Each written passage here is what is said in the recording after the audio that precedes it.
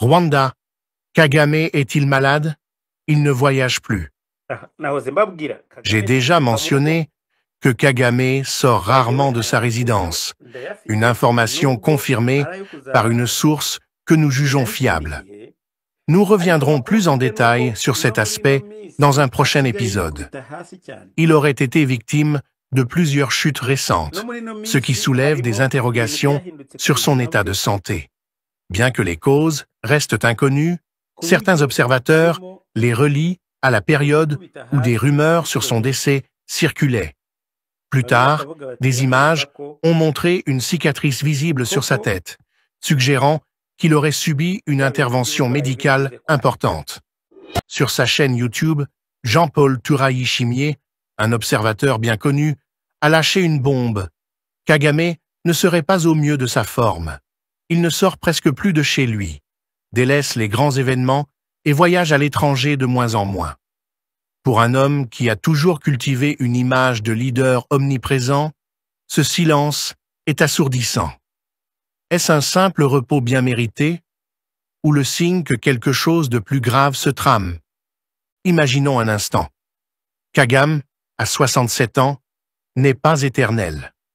Pendant des décennies, il a tenu les rênes d'un système où tout repose sur lui. Pas de successeur clair, pas d'opposition réelle, parce qu'il l'a écrasé.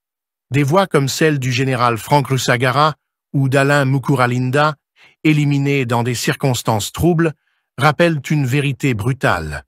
Contester Kagame, c'est jouer avec le feu. Mais si sa santé décline, qui prendra la relève?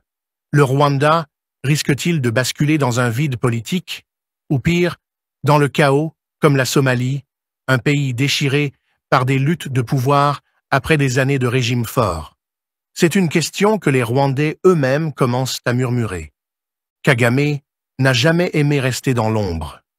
D'habitude, il quitte rarement son bureau, sauf pour des rallyes soigneusement orchestrés. Vous savez, ces grandes messes où des milliers de Rwandais sont rassemblés dans la campagne, forcés d'attendre des heures sous le soleil pour écouter un discours de 30 minutes, une mise en scène qui montre sa mainmise sur le peuple. Mais ces derniers temps, même ces apparitions se font rares. Pourquoi? Est-il trop faible pour tenir la cadence? Ou bien prépare-t-il quelque chose en coulisses? Mais le temps joue contre lui. Chaque jour où il reste cloîtré chez lui, les rumeurs grandissent. Et avec elles, l'incertitude. Les Rwandais, habitués à obéir, pourraient commencer à douter. Et dans un système où le doute n'a pas sa place, c'est une bombe à retardement. Regardons les faits. Kagame a 67 ans, un âge où même les leaders les plus robustes ralentissent. Ses dernières apparitions publiques, like son discours de fin d'année 2024, montraient un homme toujours ferme, mais moins énergique. Ajoutez à ça les pressions internationales, les sanctions de l'UE contre des officiels rwandais pour leur rôle au Congo, les critiques des ONG sur les droits humains. Et maintenant, cette absence inhabituelle. Coïncidence? Peut-être. Mais dans un pays aussi centralisé, chaque détail compte.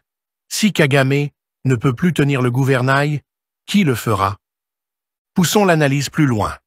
Imaginons 3 scénarios. Premier cas, Kagame se remet, revient en force et tout continue comme avant. Peu probable, vu son âge et les signes actuels. Deuxième cas, il s'efface doucement, laissant un vide que ses lieutenants, comme James Kabarebe ou Louise Mushikiwabo, tenteront de combler. Mais sans son aura, tiendront-ils face aux ambitions internes et externes? Troisième cas, le pire, une chute brutale, un décès soudain, et le Rwanda plonge dans une guerre de succession. Regardez la Somalie après Siad Barre. Des clans, des milices, un chaos qui dure encore. Le Rwanda n'est pas la Somalie, mais l'histoire montre que les régimes autoritaires s'effondrent souvent dans le désordre.